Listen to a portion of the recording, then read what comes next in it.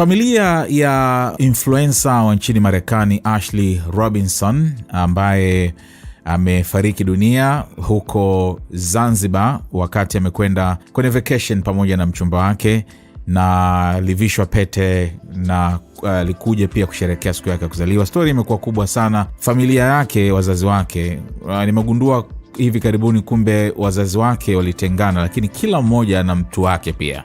Yani mama Ashley ana mwanaume mwingine ambaye ni mzungu pia, alafu pia Robinson ambaye ni baba yake Ashley pia naye ana mwanamke mwingine. Lakini kwenye interview moja na TMZ walikuwa pamoja, yani kila mmoja na spouse wake, kwa hiyo wanashirikiana hivyo. Kwa hiyo sijui kama watakuja, naamini watakuja wote, kila mtu na mpenzi wake, lakini wanahitaji mchango sasa kwa ajili ya kuweza kuwezesha hii, kwa sababu ni safari itakao cost pesa. Kwa walianzisha hivi karibuni harakati za kuchangisha fedha kupitia GoFundMe, ambapo lengo lilikuwa ni kuchangia $50,000, na tayari hapa ninavyozungumza wameshachanga watu na imefikia 88% ya kila wanachokitaji. So far unavyoona hapo ni $43,550 zimeshachangwa. Naamini baada ya muda mfupi sana, sababu hapo unaona donations ni chache 727, lakini zimefika hapo. Kwa hiyo watu wanachanga pesa nyingi kiasi ambacho watu 727 peke yake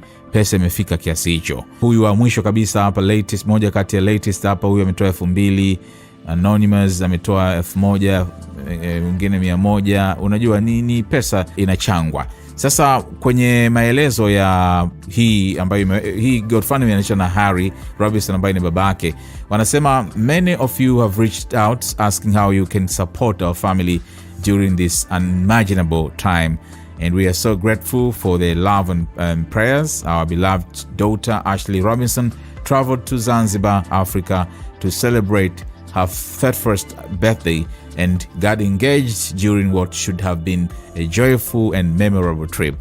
Just days later, she was found unconscious in her villa at the Zuri Hotel and was rushed to a local hospital where her death was confirmed hours later.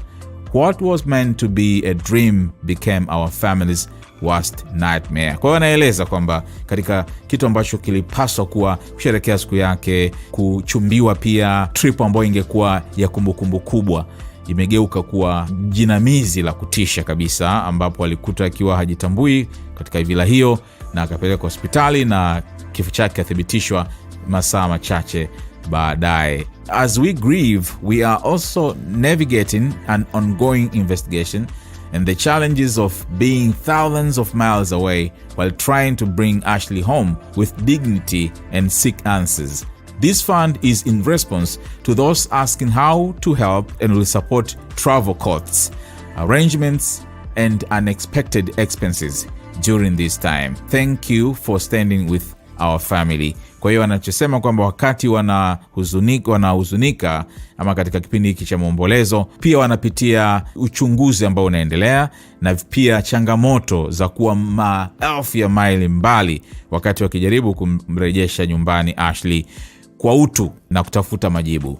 Na hivyo fedha hizi ni kwa ajili ya wale ambao wanauliza namna ya kuweza kuwasaidia, na hizi zitasaidia katika gharama za safari, mipango mingine, pamoja na gharama ambazo zitajitokeza ambazo hawazitarajii. Kwa hiyo wanawashukuru sana kwa watu hawa kusimama pamoja na familia Harry Robinson and Yolanda Dennis Andrews, ambaye ndio baba pamoja na mama. Kwa hiyo ndio hivyo.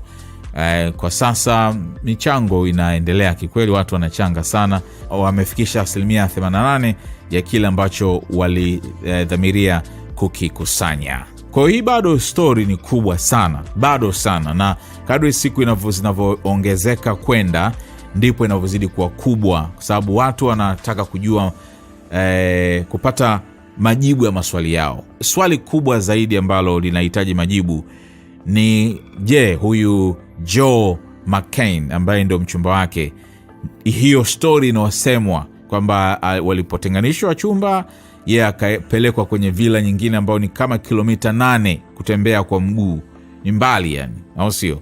So walikuwa mbali mno. Huku kwingine alipobaki Ashley, mhudumu alivyokwenda akamkuta anatafuta chaji, akamuuliza, naomba unaweza kunisaidia chaji?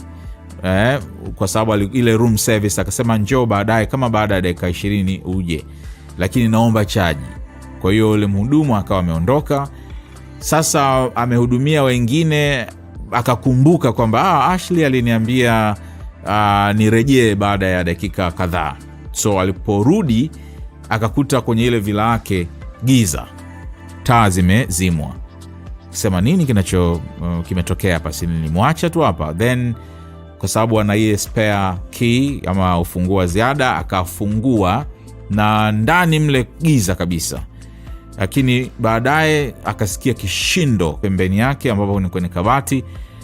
Bila shaka baada ya kuwasha taa ndo akamwona Ashley hapo, alikuwa amejinyonga, lakini katika hatua za mwisho akakimbia kwenda kuomba msaada. Wakaja wengine wakamchukua, lakini alikuwa shachelewa. Unajua ukosefu wa oksijeni kwenye ubongo ukawa umetokea na hivyo kasababisha kifo chake. Haya ndio maelezo ambayo yalitolewa na jeshi la polisi kule Zanzibar. Ndio hayo sasa watu wanajiuliza, je, hii ndio story kweli ama kuna kingine? Kwa sababu naona kabisa kwamba Wamarekani wengi hawamwamini huyu Joe. Kama ambavyo nilisema katika ile story ya mwanzo kabisa kuhusiana na hili, kwamba kile kitendo cha huyu Ashley kuwa na uhusiano na mzungu, unajua Black Americans na wazungu hawako vizuri, ni uhusiano sio mzuri sana, na kuna hiyo negativity, sio? Kwa hiyo huyu Joe anamhisi kwamba pengine anaweza akawa alifanya kitu, lakini ndio hivyo, so far anahojiwa na bado hana hatia kwa namna yoyote, kwa sababu maelezo hayamweki yeye kuonekana kwamba ana hatia. Ndio maana wazazi wanasema wakati huo tukitafuta majibu ya maswali yetu, basi ni muhimu kwamba wao pia waweze kwenda huko Zanzibar na waulize uso kwa uso kwamba jamani hivi, na waongee pia na huyu Joe, kwa sababu hawajaongea naye tena tangu waeleze mara ya kwanza kwamba kuna jambo lilitokea lakini yuko sawa. Baadaye baada ya masaa 11 akawapigia simu, anawaambia kwamba anawapa hiyo habari mbaya kwamba Ashley amefariki na vitu kama hivyo, na amefariki kwa sababu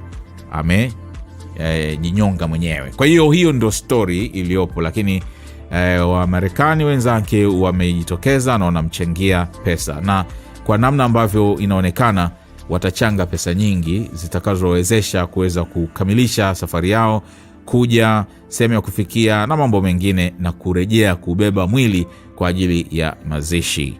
Lakini kama ambavyo nimesema, hii ni story kubwa sana, bila shaka unakutana nayo kwenye hizi media kubwa zote, kwa sababu ilianza kidogo kidogo, lakini sasa hivi story imekuwa all over. Na bado kwa sababu ile wazazi wamefika Zanzibar, imekuwaje kurudi, mwili umechukuliwa, bado itaendelea kuwa story kubwa.